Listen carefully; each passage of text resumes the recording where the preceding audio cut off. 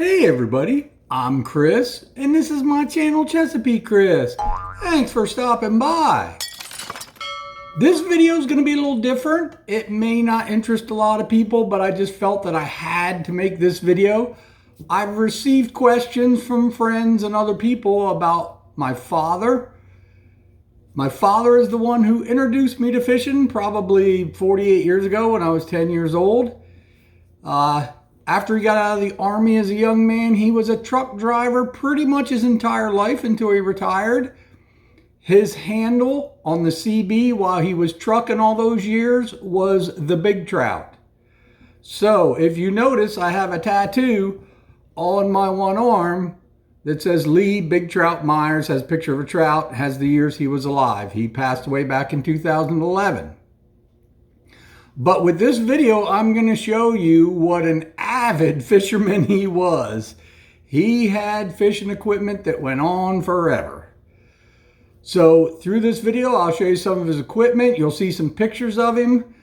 This video is going to be dedicated to my father, Lee Big Trout Myers, and my wonderful mother, who is still alive and doing well. So if you want to see where I got my love of fishing, and if you want to see what a dedicated, avid fisherman my father, Lee Big Trout Myers, was, and if you want to see a lot of old tackle and equipment, please stick around.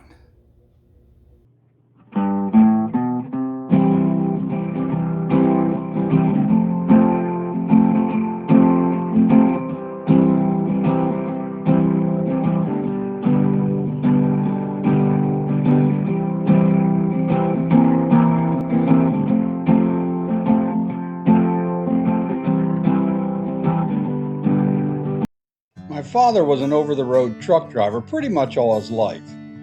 He was a pretty strict person, but a wonderful father. He was also a very avid fisherman. We used to go fishing out in his boat pretty much every weekend that was nice. We didn't always catch a lot of fish, or necessarily really big fish, but sometimes we sure did.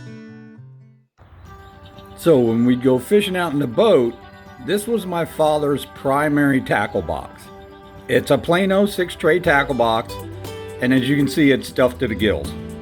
After I enlisted and moved away, my mother would fish with him, so we'd often buy two of the same lure so she could use one if the fish were biting on it. If you look at some of these lures, he had some jitterbugs, one there, a couple there. I think there's a couple more there. He had some hula poppers. Most of his lures were Rapalas. If you look at these lures, most of them are Rapalas. But he did have some Rebels. These ones with this type of pattern generally are Rebels. This type of body finish is Rapala. But yeah, he just was stocked to the gills here. He also had a lot of head lures. And we had a lot of thin fin lures. I don't even know if they make them anymore. But he had lures of all different brands. When he would see a lure and he thought it would catch fish, he would just buy it. A weedless spoon with some orange on it. Look at the really weird hook on this lure. You would think maybe it's just bent, but it's not just bent. If you tried to bend it back, it's a lot bigger than these other tines of the treble. Don't know what that is. And we got some buzz baits and spinner bait there. But he has these frogs too, and these frogs are pretty neat because you can hook them either on top or you can hook them on the end, and you can actually put sinkers in their body in that hole to make them sink down under the surface a little if you don't want them on top. I remember we went out fishing once, and the first time he tried these, he threw one of them frogs out. Got a good bite, reeled it back in, it was missing one leg. He threw it out a couple more times, got another good bite, reeled it in, it was missing both legs. So now he just had a frog body. But you can tell he's got lures down here in the bottom, once again Rapalas that he never even opened. And he's got some other tackle boxes down here in the bottom, some littler ones. So let's get these guys out and let's see what all is in those guys. So still in the bottom of the tackle box is his fishing glove, some eagle claw snelled hooks. He had a pair of needle nose pliers, and a little container of split shot sinkers. But some of these other boxes. This is actually like a miniature one tray tackle box. It's got a lot of plastics in it, some jig heads for them. And he had this box. This box, once again, jig heads, got spinner blades, silver and gold, more jig heads, got some like Mr. Twister rubber bodies in it, got some treble hooks in it, just a little of everything there. Then he had these two boxes of plastics. There's one box, a bunch of basically different styles and colors of worms. And then he had this box of plastics. This one has like beetle spins and Mr. Twisters and various types of grub type bodies. So he had all those. Then he has this little box. This little box had all kinds of different sizes of swivels. And then it has a bunch of these little spoons. Most of them are called Phoebes. That used to be our favorite trout lure if we went to a lake to fish for trout. We used to catch a lot of trout on these little Phoebe spoons. And then he's got this little box. This just has some really small, kind of like crankbaits, floater divers. It's got some rooster tails, some there. And then if you look on the other side of this box, he's got a bunch of spinners in there. But anyways, a lot of these are Swiss swings and CP swings, if anybody remembers those old lures. And then, like say, here in the bottom of his tackle box was 4 Rapalas that he never even opened. So that's pretty much all the stuff he had in his 6 tray tackle box, which was what he took out in the boat. But this is just the beginning of his fishing tackle. So he also had this 2 tray Plano tackle box, and inside that he had some other small boxes. So inside he had this little small box. Now these are a lot of little rubber grub bodies, some little Mr. Twisters and some things called tiny tubes, they call them, I think. Every now and again we used to go out fishing for crappie, and we used to catch a lot of crappie on these little tiny tubes and these little Mr. Twisters. So he's got that box set up kind of for crappie and maybe panfish. And he had this box in there, has a couple swim baits, a couple spinners, a couple Rebel floater divers, small ones. And then in this box he just had a hodgepodge of things. He's got all kind of spinners in here, some MEPPS and stuff. He's got like some minnows with spinners on them here. Got some beetle spin type rigs here with spinner blades. Here he's got some more little teeny rubber bodies of all different colors and styles. And then over here he's got a bigger Phoebe. There's a Phoebe that we used to catch trout on. He's got another swim bait. And then for a while he was into muskie fishing. So he bought some big lures, like that guy there. Looks like a yellow perch. He bought that to try and catch muskies. He bought some big Rapalas and a big Rebel to try and catch muskies. He's got some more Mr. Twisters in here. Here's a huge, what they call a doctor spoon, if you remember those.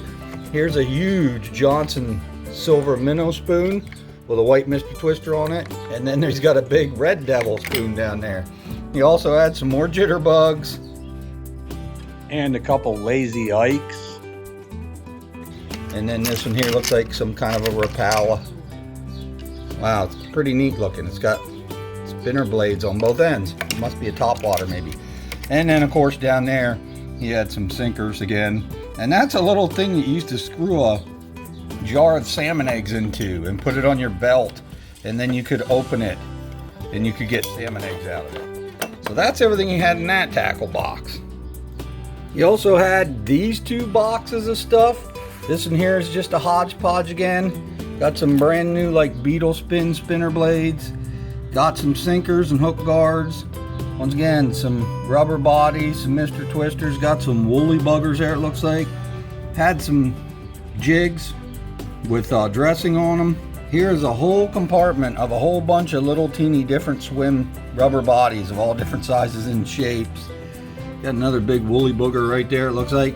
And then he had some of these rigs that's a single spinner blade with a big hook that you can single or double spinner blade with a big hook that you can trail a Mr. Twister or rubber body off of. And then he had a couple of these hook holders loaded up with snelled hooks, all different sizes. Great big ones, all the way down to little teeny gold salmon egg hooks. He also had these 3 little boxes that he had nothing in, but apparently they were for future use. And then this was interesting. He's got this big plastic box here. I know it's upside down, but it's actually the Bass Pro Shop Tournament Series kit. Now when you open this thing up, this thing is just filled with plastics and rubber bodies. Now I haven't went through every bag yet. I don't even know if they've been opened. There's all different styles of rubber bodies, all different colors. Worm bodies, curly tail ones like Mr. Twister's. I don't even know if he used any of these. I think some of these he probably used, like maybe some of these. And then on top of that, he had these packages of plastic baits. I'm pretty sure that one there isn't opened. I'm pretty sure that one there isn't opened. But he also had all these plastic baits. So apparently he was really into fishing. Well, he thought he was into fishing plastic baits a lot. But like I say, I'm pretty sure a lot of these have never even been opened. And we're not done with the plastic baits yet. He had 2 more boxes. This box here is full of a bunch of plastic baits. Got a bunch of worm styles. Some Mr. Twister style. Here's one that's like a crayfish. It's got like some frog ones in there. And then he had this one, which also had a bunch of rubber baits in it. Mostly worms, mostly rubber worms. Pretty much different styles and different colors. So he definitely had a lot of plastic baits. And for some reason he had this one tray tackle box that just has some random sinkers in it. And we used to catch trout on Velveeta cheese too. So he's got some of those treble hooks with a spring on them that'll keep cheese on it really good. And he had some sunglasses in there. That box, that's all it ever had in it. I don't even know what this is. I mean, it's a very sharp needle thing. And then as I said before, he was an over-the-road truck driver. So you got to remember, he only fished pretty much on weekends. He had all this tackle to go out in the boat and fish on weekends. But anyways, he kept this in his big rig. And this is actually that 5-piece Zebco rod I took to Carousel, if you saw that video, and it actually broke on me twice, which is unfortunate. But that Zebco reel that I was using down there too, that was in here. So he had this 5-piece rod in that reel. And he's got some little split shot sinkers there, some bobbers, a little pair of forceps or whatever to take hooks out. He carried a couple packs of snelled hooks. And then in the lid here, there's a compartment. He had a bunch of rubber bodies in there and some spinner blades. But this is what he carried right in his big truck in case he ever had a layover and he was near some place he could fish. That way he could just grab this and go fishing. He was dedicated. In this outfit he carried in his big rig, this was called the Zebco Tackle Tote, and it all closed up real nice like that with a carrying handle. And he used to carry that in his big truck all the time. Now when he got into muskie fishing, it's been about, oh my gosh, it's probably like 1980. It's been like 45 years ago almost. He bought a Fenwick lunker stick, which at the time was one of the best rods on the market for like fishing for muskie. It had a lifetime warranty also.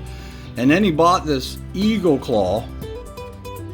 It looks like it's a 425. He bought this big Eagle Claw reel to put on his lunker stick. He had 1 or 2 larger rods, you know, medium action, and he was big on Mitchell's. This is an old Mitchell 301A he used to have. This is a reel he used on like a 6.5 to 7 foot. And then later on, he really got into ultralight fishing as I did. And we were using nothing but 5-foot ultralights with like 4 and 6 pound test. But that's a couple of the old fishing reels he had.